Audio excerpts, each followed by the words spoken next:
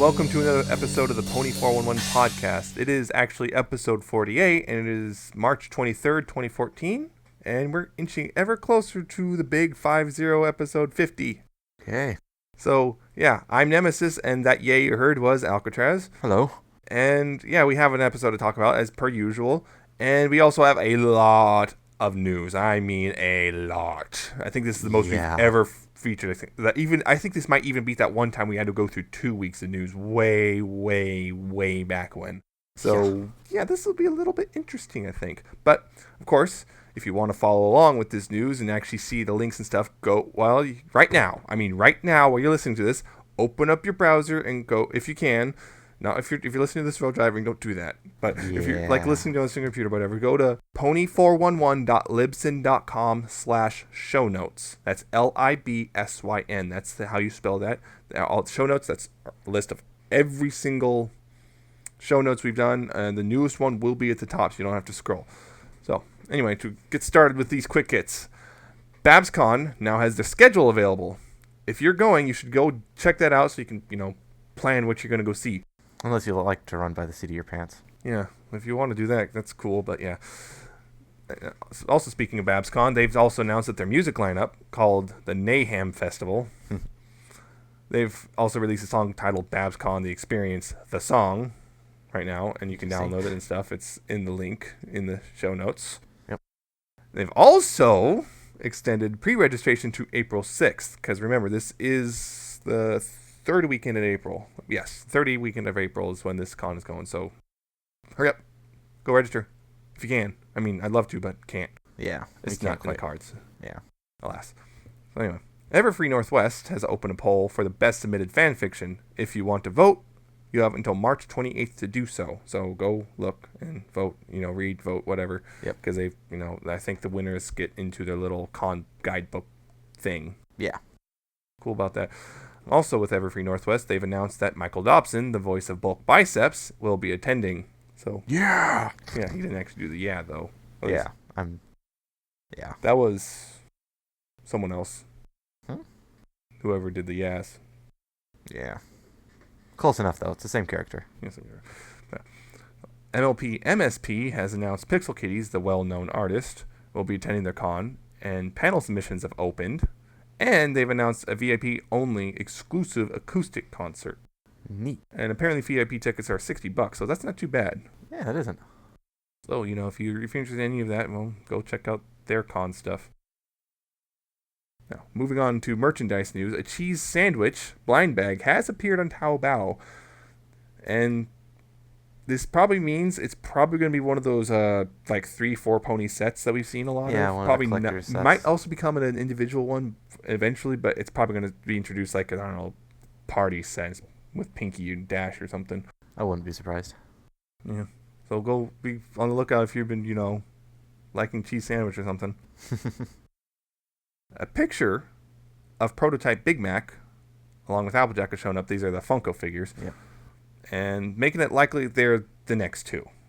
I could see that. Because, that's what happened. We saw the last time a prototype Funko figure showed up, we saw the Twilight, Trixie, and Applejack. So now that Big Mac showed up, because they said Big Mac and Applejack are going to be released together. So yeah, not too much of a stretch to think, okay, these are the next few, probably in a couple months. So don't be surprised if pre-orders show up eventually. That'll be interesting. Yeah. So, if you're an Applejack fan, yay, there she is. Yay. With her hat. With her hat, yes, finally. Anyway, moving on. A gallery of plushies from Famosa is up. The plushies are to be released in Europe at some point in the future. Yeah, and these ones are the pretty good looking ones. They're pretty good. There's some weird stuff like Twilight's wings are unusually small. Like wings. Yeah, they're practically bulk bicep size. Let's be honest. They're tiny. Yeah. And Celestia looks great, except for the fact for some reason she has blue wings. Yeah, it's a little interesting. Yeah, it's just kind of an odd thing. But yeah, they also have sitting plushies like Aurora has and whatnot. I believe Applejack is another one. Without her hat, of course. Without her hat. Alas. So, yeah. So European people, when those come out, you might want to check them on them to see if you want them. And moving on, though, another figure from We Love Fine has been revealed, and it's Trixie. pre-orders are up, and like the Twilight from last week, they will be limited availability. So 2,400 the first wave, another 2,400 for the second wave, and I believe they're a month after, so it's July, November. Yeah. So yeah, it's based on that old KP Shadow Scroll 3D, the models that KP Shadow Scroll made that became the source models, the source pony models. There's that one that was the pose of Trixie, like holding her hat and all that stuff. It's the same pose. So yeah, if you really like Trixie for some reason, there you go. Anyway, the Luna Nightmare Moon Interplay card tin has been spotted at retail, and particularly Walmart, although someone said it claimed Hot Topic as well. Fans of the Princess of the Night should go take a look, because apparently it's not only does it have the typical stuff of like a Luna card, a poster, booster packs, it's also got a CGG card, so I might have to look at that myself. Yeah, so there are Walmarts apparently, so if you start finding it, you can probably buy it if you can, because Walmart's kind of become a little notorious, to me at least, to not stocking what they say they have. Yeah, I've seen that a bit myself.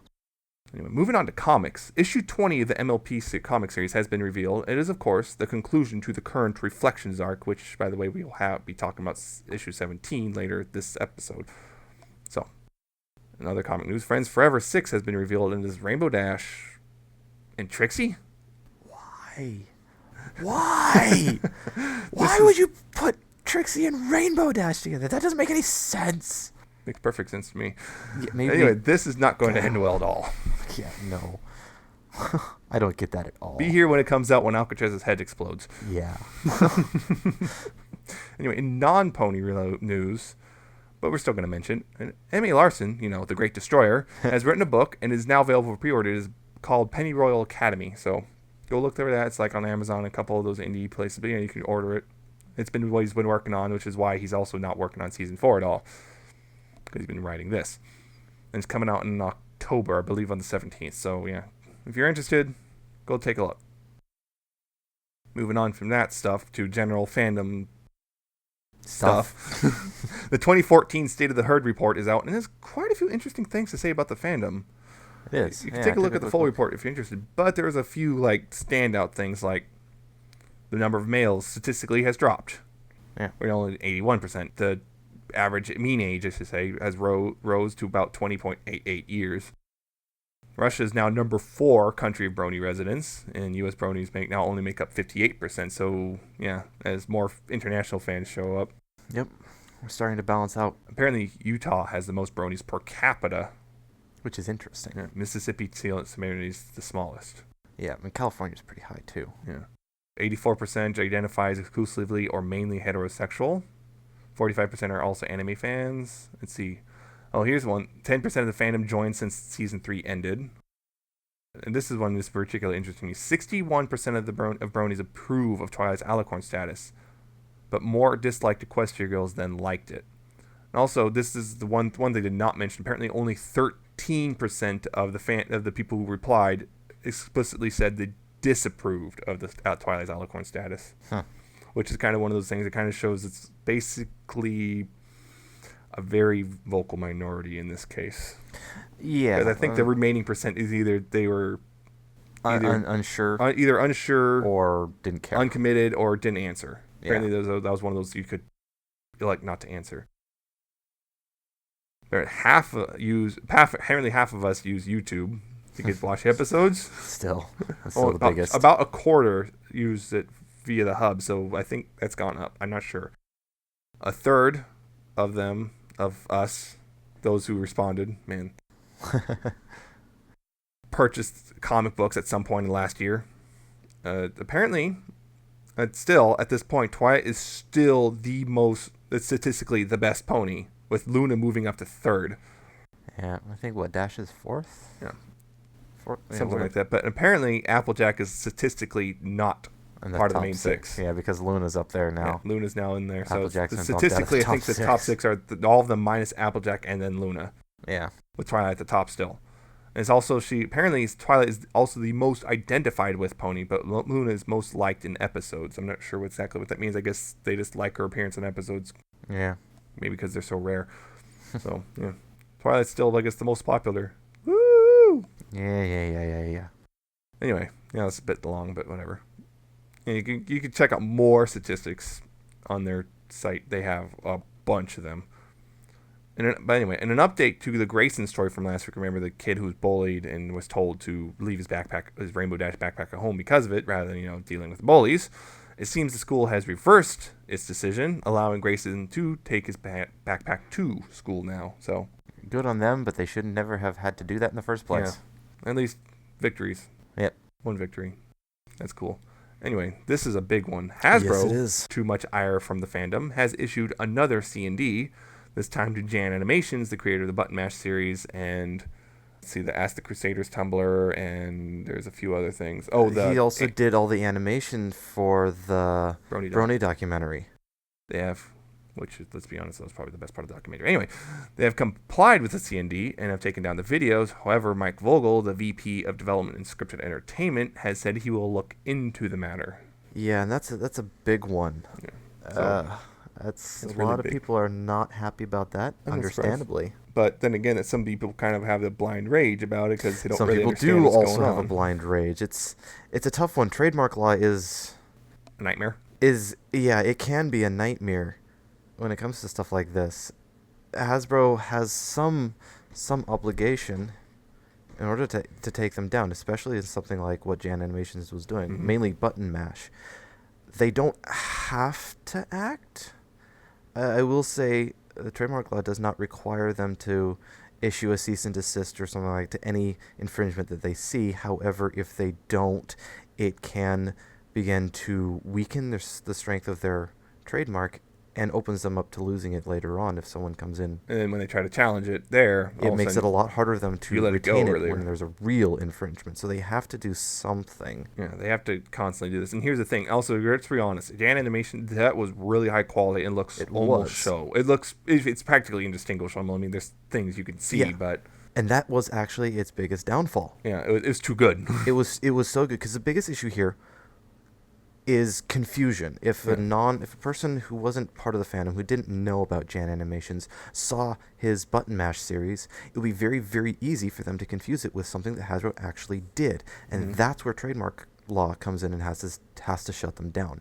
Yes. Because when the consumers start getting confused or can be confused, that's when trademarks begin to get weak. Mm-hmm. And so in this case, Hasbro has to do something. They had to basically, this is one of those things where it's like, yeah, it sucks, but this is just the way things work. Plus, unless Hasbro can come up with some sort of license, which is another issue. Yeah, it's a whole other issue. If you're in gaming at all, you probably know Microsoft's game usage rules or whatever they call them. They have a generic license. They allow people to use it, but Hasbro could do the same thing, but it's just they have to go. Their legal team has to do a whole bunch of research and decide what can and can't be done. Yeah, and they have to put restrictions on it because that's yet another trademark thing. If you just open license it, your trademark's dead. Yeah, you just killed your trademark basically. Yeah, so then they don't want to do that. Hasbro likes their trademarks. They lost a bunch of them way back in the 90s. They don't want to lose them again. Yeah, because some of them got back either through buying companies or grabbing them when others abandoned it again. So the others just kind of found ways around it. Yeah. So, and also, here's something that a lot of people don't realize. This is a kind of let's be honest, on most time they don't care, but like the grand majority of fan work is technically breach of trademark. And can be taken down at a moment's notice because technically, on a technical level, it is kind of illegal, but... Well, yeah, it's civil law, so it's not like an actual but most of the time, it's nowhere near... They don't bother because it's not worth it. Yeah, it isn't. But it's just reminders, all fan content is technically not legally kosher. Unless there's a license that you've been given to use trademark materials, and that's names, images, because there's a thing called trade dress. If it looks like it, it's like you can't... Which is why... You can't sell a picture of a BMW or like Volkswagen. Definitely don't do Volkswagen. No. Even if there's a picture of Volkswagen, the image, the shape of a Volkswagen is trademarked. Volkswagen Beetle. So the same thing goes here with cartoons. If you just use the shape and style, that shape and style is also trademarked. This kind of applies. They're talking basically they have every right to the Button's mom character. They have every right except the problem is they can't use the style. So basically it's useless. Yep. They can use the voice, they can use the characterization, all that stuff, but they can redraw a new style, but they can't use that particular style of pony or anything. From what I hear, Jan Animations and Shady Vox are attempting to redesign the Button's series into something that isn't Button, so they can put it into their own IP. Same basic story, but rework things to work within their own IP that is all theirs. We know that part of the reason Button, I think. Part of the reason. Yeah, they can't use Button. Button was an official. It's weird. It's a weird one. It's apparently the name is not trademarked, but. Well, if they're going to change the IP, they can't really use Button because everyone knows what Button is, and if they change, the IP, unless they do something else, I don't know.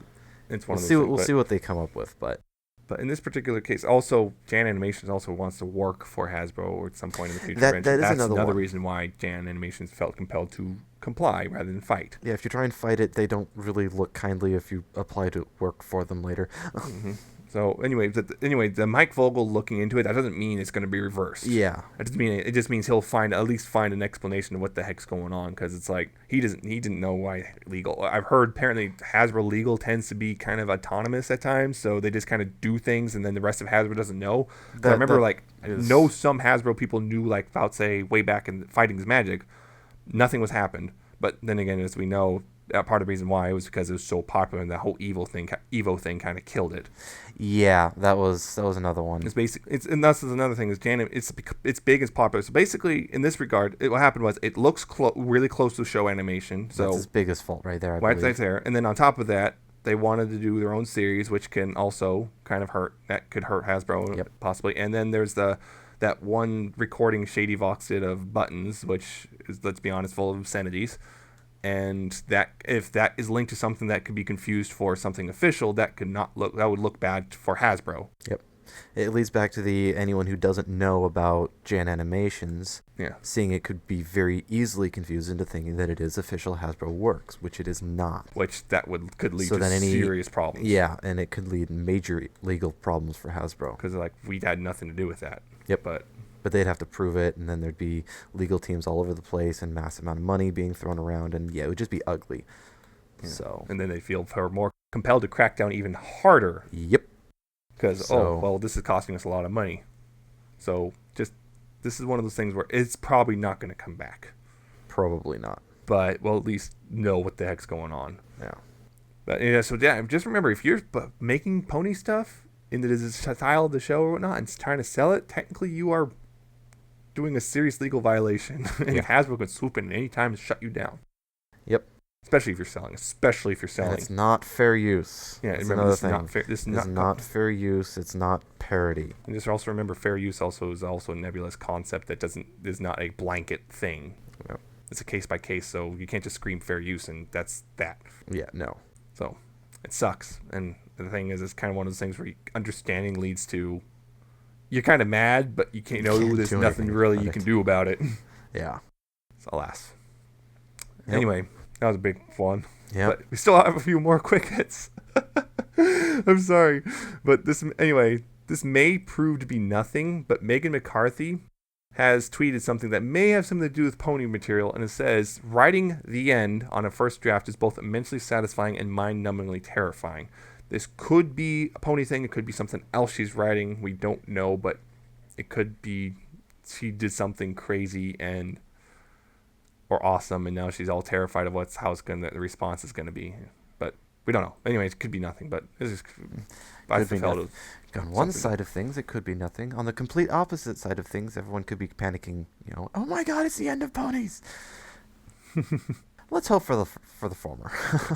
It's something I thought was worth mentioning. It's not a big deal, though. But anyway, in episode news, an extended synopsis of Testing 1, 2, 3 is out, and it reads as follows.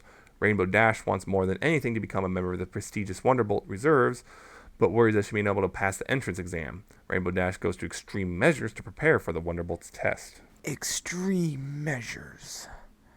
Oh, dear. I'm a little curious. Indeed. Well, we'll find out in, April? Something like that, yeah. I believe, first weekend of April. Anyway, finally, I mean it.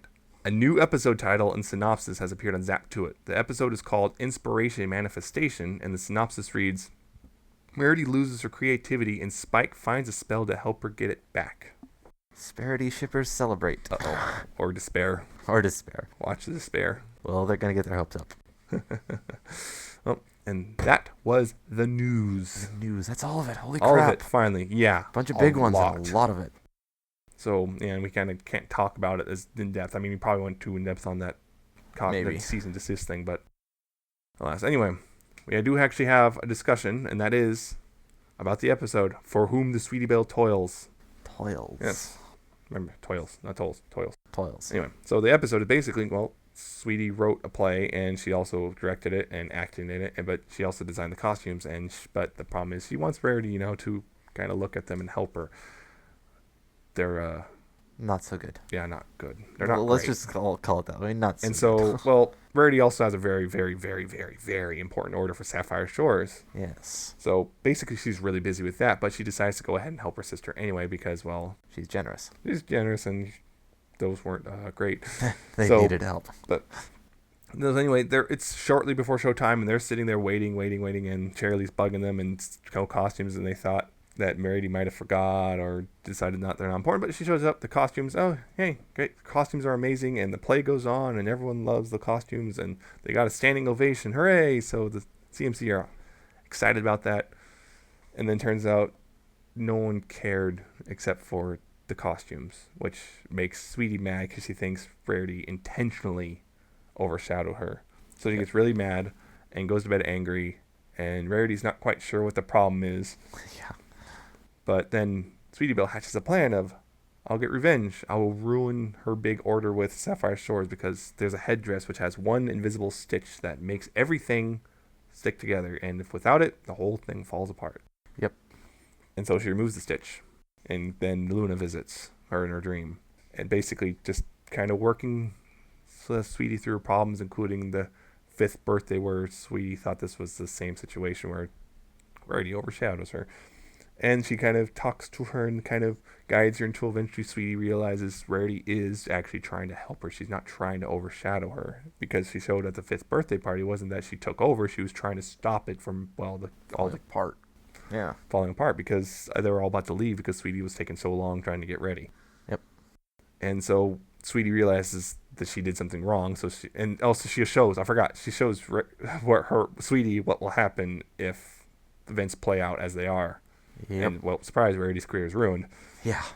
So, well, Sweetie wakes up determined to fix it. And, of course, she has to go catch a train to Camelot with her friends, and they're going to go try to stop it. And then there's a big chase because, of course, they have to just take the box. And they finally get it all, and she actually improves the headdress with Luna's help, and everyone learns a happy lesson, and that's the end. Yep.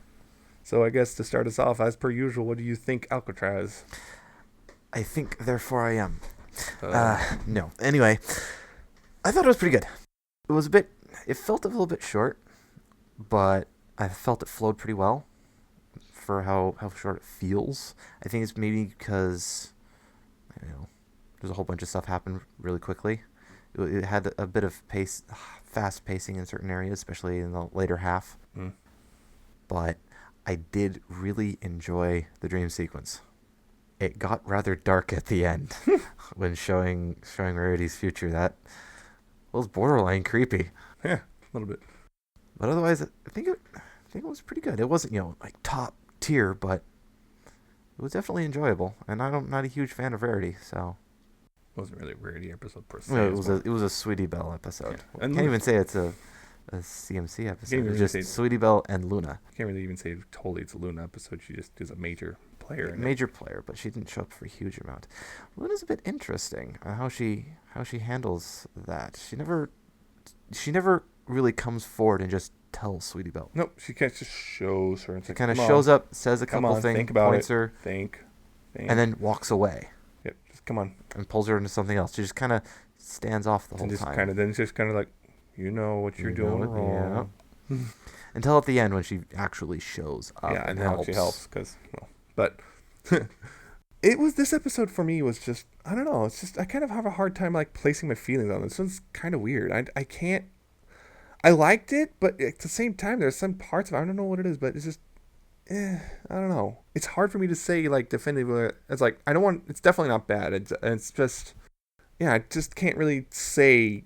Something's stopping me from just saying outright it's good or whatever. It's just something about it. I can't really place it, but yeah, it does. It felt unusually short, and I think the problem was basically we had the same scene twice in a row.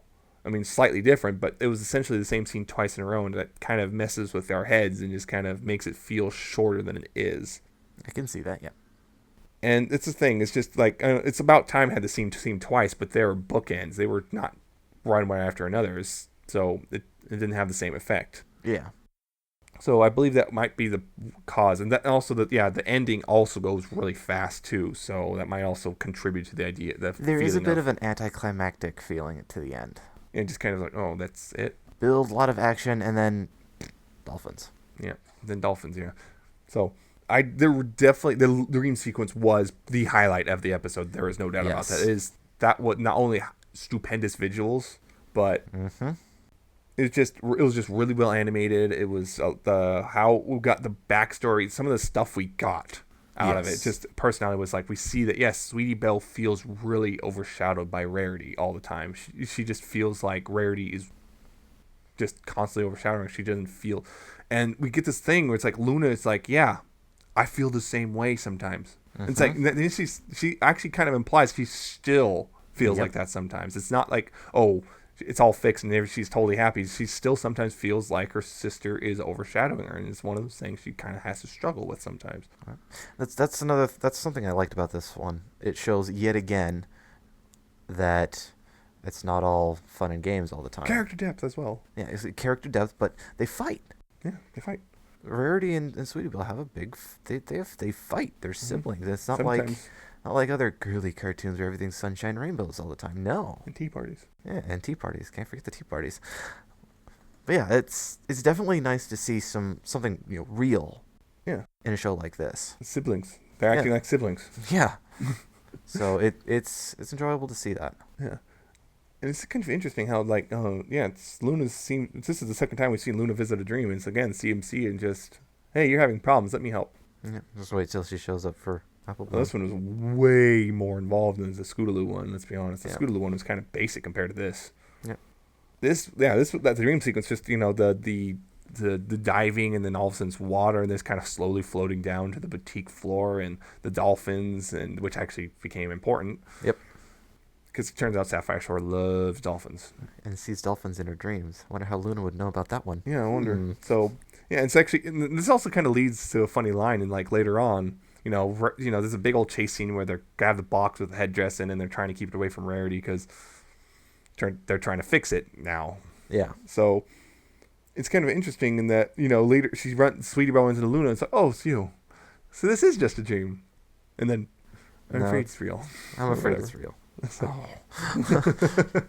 That was a pretty nice little thing right there. It's like, oh yeah, you get to run right into one of the princesses. But yeah, so. And also, Sapphire Shore, she actually has quite a few speaking lines. So, Sapphire Shores we haven't seen since season 1. Yes. She shows up again. Yeah. I'm pretty sure it's the same voice. Sounded like the same voice. Yeah, if it's not, well, I'm surprised. But yeah, so, speaking lines. I know some people Was it sensational? Yeah. I'm not even going to try and emulate that voice. Not going to happen. I also... Yeah, so that's actually the third time. So now all three of the CMC this season have had their own episode. Which the other two are there, but it's more focused on them. So Scootaloo had Flight to the Finish, Apple Bloom had Some Pony to Watch Over Me, and Sweetie Belle's now had For Whom the Sweetie Belle Toils. Yep. So they've all had their own individual. Yeah, they're like, hey, they're no longer just a group. I mean, sure, their friends are there, but they're not just the CMC. Because like before that, they had a tendency to kind of be lumped together, but treating all three of them as one. Although there were a couple standouts, like before, what was it? Sleepless in Ponyville. Sleepless in Ponyville. That's one I'm gonna reference Family Appreciation Day. Sister's Social, those all. Yeah, those ones did it too. I mean, Sister's Social didn't even have Scootaloo, so she has no sister. Oh. She has a faux sister. Well, not then. Well, not I know she does now though. But so she does now. Though. I want to see more of that. I did like That's another story. In the beginning when they're all excited because they got a standing ovation. I did like that one delivery from Michelle Creeber for album Classy. Classy, yes. With the classy. Classy. Yes. With a little smile. That one was great. Yeah, that was a really good one. And then I found it interesting. There was one point when Sweetie Belle runs into Luna in real life. Luna's voice is like really different than we used to. I noticed it was kind of different. I didn't notice it that much. I noticed something. It was like Tabitha did a different inflection than she normally does. I guess because I think people have pointed out in the past, Luna sounds a lot like Rarity. Because I think she uses slightly different inflection. I mean, it's the same voice, but it's slightly different just to change it a little, kind of differentiate it from the other voice a little bit more. Let's just say Luna was tired because it's middle of the day. She's that too. Up at night. Luna's tired because it's the middle of the day. I can't believe we're doing this for dumb kids. God. Yeah, I don't think that's quite the attitude going on there.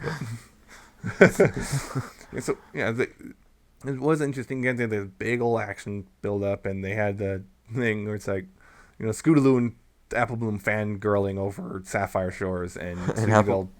Yeah, and Sweetie Belle doesn't really care. I'm more into show tunes. Yeah. And then talking to the guard, I'm not going to let you in. But I'm not a fan. But you're not helping. You're not helping at all. So, and then they have to sneak in. They try to zip line or whatever. They try and just climb up there, but they're too small. Yeah. Or Scootaloo tries to fly in. Well, she covers for a bit. No, she can't do it. Still can't. But fly. then they zip line using Apple Bloom's prehensile tail. And there's the window, and you think, oh, they're gonna break. Nope, they smack, boom. and then Sweetie Belle makes it through.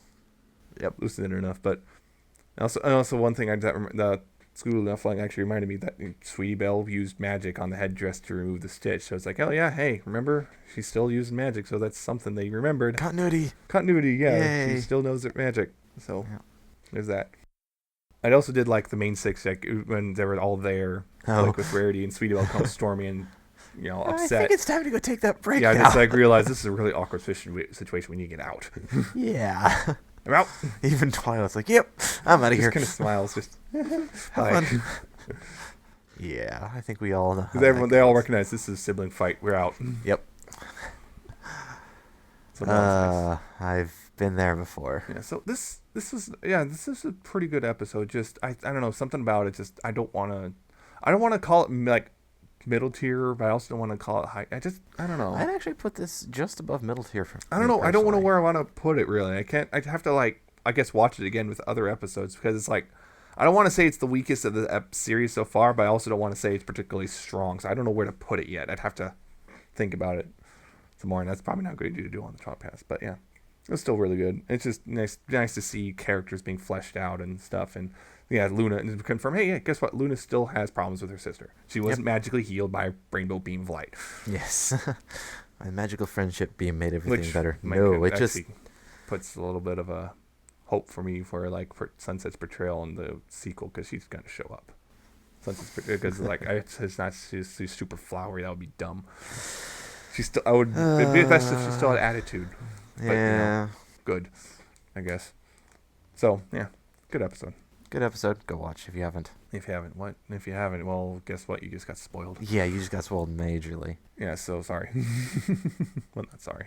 No, not sorry at all. That's what we do here. So, I almost forgot though. The dream sequence initially just starts with Sweetie Belle waking up in bed. That was really nice. Just she wakes up in bed. So what's going on? And then suddenly she's out in the audience for the awards, and of course it's like normal award shows of the show. The close-ups of all the nominees, and she wins for an award for writing totally awesome screenplay starring her best friends or something like that. Yeah, something like that. And then the trophy melts, and then there's the Rarity Cloud being evil sounding, which kind of sounded really forced. Yeah. Maybe because you're too evil. You sound too much like Luna. Okay, I'll back. Yeah, so it was still. I almost forgot to mention that, but it was a really nice kind of cool little thing where like Rarity's head on a cloud thing. Rarity pulling an evil Mufasa.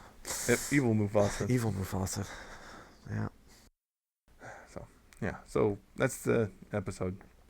Yep. I guess we should move on now. We got a comic to talk about too, and we still have only so much time. Yep. Yeah, so MLP issue 17. It's out. It just came out on Wednesday, and it's a brand new story arc. And finally, we're getting another 4-part story arc again. We were going for a long time with 2-parters. Yep. So this one, basically, well, Luna's just kind of roaming this castle, and she sees her sister in front of a mirror, and then her sister just kind of disappears, and that's confusing. And then there's this Tony just kind of looks like a G-man. Yeah. Yeah, he just says there's twice interesting. sparkle. There's more than one of everything. It's just, and then he just disappears. It's like, what the heck? Yeah. So yeah, so basically, Luna's all freaked out because well, her sister's gone, and apparently she's been gone for a week, and she's trying to hide it, including well, raising the son by herself and dressing up as Celestia. I do like one little bit of continuity. Her possum's still there. The possum is still there. She still has her possum from the micro series. Yep. So that's nice. And it's just basically Luna tells the Spain Six, hey, Star Swirl knew all about this stuff, and I can't find his library. I need Twilight. You can find it. So yeah, Twilight would be the one who finds a lost library. So it would be Twilight, yes. So yeah, so basically they just go down there and they find out a whole bunch of stuff about Star Swirl, and it kind of from there things happen. I don't want to spoil it too much because there's a lot of good stuff in here, but there's a lot of good stuff. Mm-hmm. This is a very good start to the arc. Yep, it lays down a massive amount of framework for the whole story without giving a whole bunch of answers. I mean, it is pretty much just full of questions. Like, lots of questions. Whoa, this means this can mean a whole bunch of things, and that leaves it on a really big cliffhanger. Also takes kind of more. It's been continuing the trend of the last couple months of taking a wrecking ball to the fanon. Yes, I actually kind of enjoy that because it means we're getting actual backstory now. Hooray! Canon backstory. Yes. Magical mirror that Celestia disappears into. Apparently, it was the one that the Equestria Girls mirror was based off of, or something. Not the same one. It's not the same one. Original. It's the original that was based off of. So yeah. Yes. So what do you think, by the way? I thought it was great. Yeah. This is if this is what's going to happen, this kind of stuff that's going to happen in this arc, this is going to be a great set of series, and I can't wait for the next issue. Yeah, you think the first arc was good? Mm-hmm. This one's it's the same team. Yes, it's the same team. So these are the. So yeah, this is going to be really good, I think, and it's just a lot. It's just they. I don't know what it is, but I think Katie Cook has a really good wit. She's like really good at writing dialogue and stuff in this. So yeah, and of course, matched with Andy Price's just art with the goofy background stuff and just silly visuals. It just works out. Those two are a great team. Like, and we can say this without spoiling anything. Luna has to dress up as Celestia. Yes. And they paint her pink. Yeah, pink. The Not pink white, Lestia. Pink. Return of pink Lestia.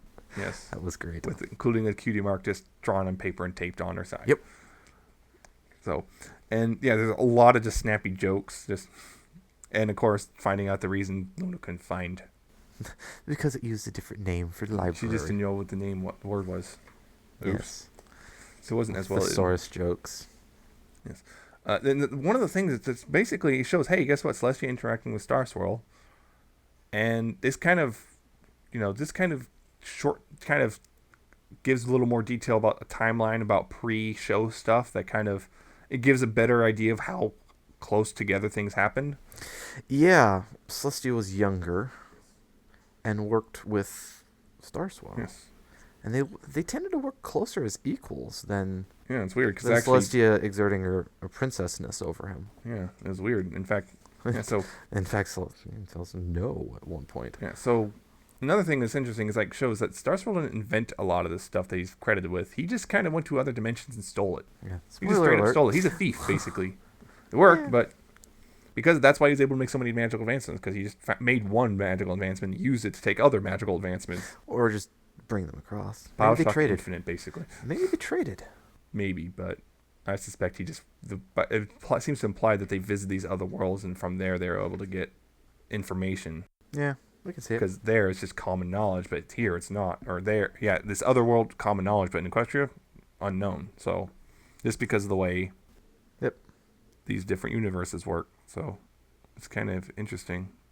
And yeah, it's just really nice. So yeah, this is really good. I highly recommend picking it up because if this is what the rest of the arc is going to turn out to be, awesome. We're in for a good one. Yes. Yeah, really awesome. Go get this. Yes. If you haven't, do it. Yeah. Before we get to fan content, I said last week we'd do a drawing for the other two Funko ponies, and the winners. They are Ben Spark, who won Twilight Sparkle. Ooh. Yay. And the winner of Trixie, is Deja Franklin. Hooray for both of you. If you need to both contact me, if you haven't yet, you can contact me, give me your mailing addresses so I can send them to you. Otherwise, next week, if you do not respond by next Sunday, I will have to redraw and there will be different winners. So, yep. Yeah, so just respond. Remember that. You need to respond so I can get them to you. Otherwise, they're just sitting here. Yep. Can't send them to you if we don't know where to send them. Yeah. So that should be the end of this giveaway. Maybe in the future we'll do it again. I don't know. But sometime, but I don't want to go too fast and do it again and spend a lot of money, and that's bad. Yeah, that wouldn't be very fun. I don't know. Maybe we'll find something I can give away. Yep. We'll see. We'll see. But see what comes for now, that's the end of that. Anyway, moving on to fan content now. Like I said, we have 2 pieces of music, and for that, I'm going to turn it over to Alcatraz. Yep. I got a couple songs here I want to showcase. The first one is Sounds of the Morning by Enlightened.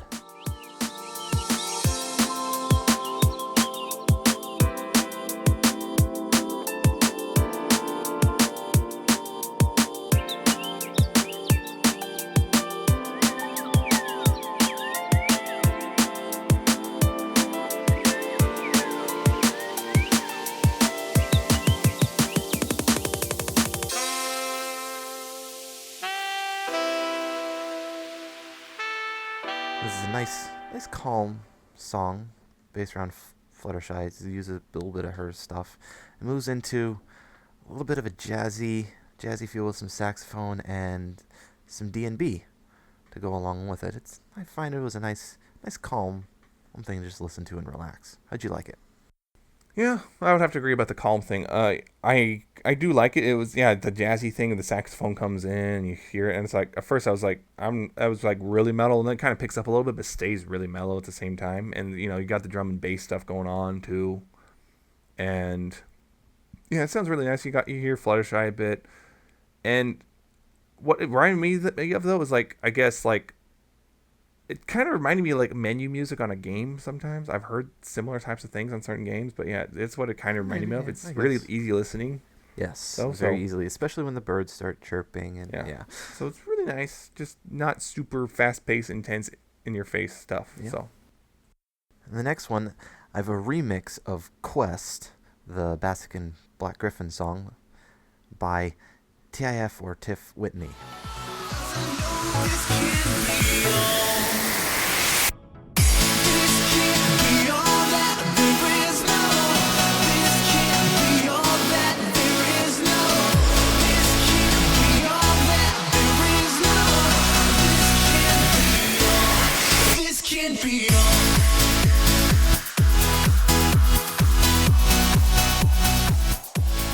It's a pretty good remix, I would actually say. It takes the original and makes it a little bit calmer. Not a huge amount, but a little bit calmer. It pushes the build-up, whereas in the original one, it builds up really quick right at the beginning and gets going. This one, it pushes it out to a little bit more, about halfway through the song, and doesn't hold the high energy, but it's still a pretty good house remix, and I'd recommend it. I think this was a pretty interesting remix. I mean, sometimes you get to the point where it's that I've just this fan of sometimes someone will make a song and someone will make a remix and someone will make a remix of that remix, and it kind of gets a little crazy sometimes. Hopefully this doesn't happen, but this was actually a really good remix. I think that honestly probably the original song was a little bit better still. I will actually agree with you there. I did prefer the original. This was still pretty nice, and there's a couple, but yeah, it's a very slow build up. But I kind of disagree on the whole. It's a bit more mellow or whatever you said. Really? I would honestly disagree with it. It's just a different kind of hype build-up. It's just not... It's a slower build-up, but I definitely would not say it's calmer. I would say it's still pretty high energy. It's just a much slower build-up to this crazy high energy stuff. And once you get there, it's just as crazy as the first one. And that, well, it's still not as crazy as that one Make-A-Wish song, though. Yeah, not quite as much as that one, but yeah. So yeah, I still think it was pretty nice. It's just I think I prefer the original. Yeah, I think the only thing I would have to say bad about that one. Oh, there's a weird ending. Yeah, there's a weird ending. I'm not quite sure what is up. I don't know what the heck that was. That was just weird. This is a weird little. That's little, just kind of off-putting. 1 second thing at the honestly. Very If end. I'm tempted to go in if I put it on like my playlist or something. I'm tempted to remove that. Yeah, I don't know. It's just weird. That one. But technical wise, I would say there's a couple points. I think there's some leveling issues where the vocals are pushed a little bit too far behind the instrumentals. Nothing huge, but yeah, good songs. I'd recommend go listening to them. Yeah, and finally, I have a fanfic. And it's called A Twilight Sparkle Story, and of course it is. it's a funny one. It's if you've played the Stanley Parable, it's kind of like that. 8. Except it's funny because if you look, the author just admitted he has not played that yet. Interesting. So he kind of inadvertently kind of made a pony version of Stanley Parable without meaning to. Yeah. So it's really funny. So it's basically Discord is narrating Twilight's life, but Twilight can hear him. Yeah. No one else can. But Twilight can. Of course, she now has every intention of going over to Fluttershy's house and telling her to tell him to knock it off. Yeah. Because apparently he tends to only listen to Fluttershy and no one else. Yep. So, basically the story is chronicling that. Yep. And I can't really go into much more than that without spoiling it. So, what'd you say you? I thought it was great. It was hilarious. Yeah. I think we've seen that used before. That idea of having your life narrated and you can hear it, but no one else can. I think I've heard of that before in other places, and not just Stanley Parable. But it was great. Especially he does a cool thing with links. Oh yeah, there's sub stories that Discord stories. Mentions. You click on them, and there's actually links to other stories which are related, which actually add to it, which are and they're funny as well. Including one that's really short. It's like probably the funniest one. It is. There's one paragraph. Not even a paragraph. It's technically a paragraph, but yeah, it's really good, and even a bit of an alternate ending that he mentions in the story. So yeah, so it's a very much, if you really enjoy the Stanley Parable, this is the same sort of humor, except so it's like you can hear the narrator, and sometimes it's like Twilight. Basically, Twilight's like a lot of players with the Stanley Parable and trying to defy the narrator. Yep, and that doesn't work. I honestly, it's funny. It's written by Obsolescence, and I actually did once feature a story by him way back. I don't remember the title off the top of my head, but it was the one about Luna accidentally creating changelings. Oh, oops. So yeah, but it's a very different style than that, and it's really funny, and I honestly think you should definitely check it out if you haven't already, because apparently it's already pretty popular because this guy's well known. Yep. So definitely go look at it. It's really funny. Agreed. And it's also pretty short though. It's I think all total with everything, it's probably just over 3,000 words with all the extra stories. Yeah, around 3,500 I would say. Yeah, so really short, and it won't take a lot of time. Just go check it out. Yep. Yeah, I'm sorry we had to rush through it, but we only have so much time to go through this stuff, and we took probably a little too much time on other stuff. But anyway, we have come to the end of our episode. Remember, winners of the giveaway, contact me if you haven't already. I need your mailing address. Yes. But anyway, if you want to contact us for whatever reason, to yell at us because you didn't win, I'm sorry. Or tell us about a news story or your opinions on the episode or what we've done or whatever. Or hey, he's like, hey, you need to fix this because I can't hear whatever or something. Yeah, just anything like that. Yeah. Contact us. You can contact us via email, pony411podcast@gmail.com. And hey, email, like I said. Twitter, we're at pony411. We're doing a lot of things. We just broke 100 followers, so woohoo on that. We can also contact us via Facebook. We're facebook.com/pony411. Leave us a link, a response on our wall or whatever. Like us, please. I actually respond. Whatever you do with Facebook. Yeah, whatever you do on Facebook. I don't use it that much. Yeah. So you can also contact us on our personal Twitters. I'm at Nemesis Prime 1. He's at Alca7raz with an underscore at the beginning and end with a 7 instead of a T. Anyway, you can download our episodes. We are pony411.libsyn.com. It's Libsyn. Make sure you spell it correctly. That's every single episode we've ever released. Yep. Plus all the show notes are linked. Yep. And that's how you can do a direct download. You can also get it via youtube.com/pony411. All our episodes are there in a nice little streaming format if you don't want to download for some reason. Yep. You can also get us on iTunes if you just want to subscribe via iTunes and not have to worry about anything else, because you can also subscribe to the RSS feed on the Libsyn, but whatever. iTunes, just click subscribe. We're on there. Search Pony411. Subscribe. Woohoo. Yep. Yeah. You got it on your iPod or iPad or whatever iPhone, iDevice or your eyes. yeah. So there's that. And of course, you probably also can listen to us. Hopefully, and if a lot of you are, good. Hi, Ponyville FM. We're on there every Tuesday from at 6 p.m. Pacific time, 9 p.m. Eastern, which is nice. Figure that out for yourself because daylight savings time does mess up things. But just go to the site; it'll show the schedule. PonyvilleFM.com. They have a schedule. You can see what time zone and all that stuff. You can figure it out. So yeah, every Tuesday night we're there. Cool, So everything's cool. Just listen to us there if you want. Yep. And it's like we're almost like a real radio show. Yeah, I know. So anyway, that was episode 48. A little rambly, but hey, things happen. Yeah. Especially when you're like, oh crap, time. Yes. So once again, see you next time. And until then, please pony responsibly.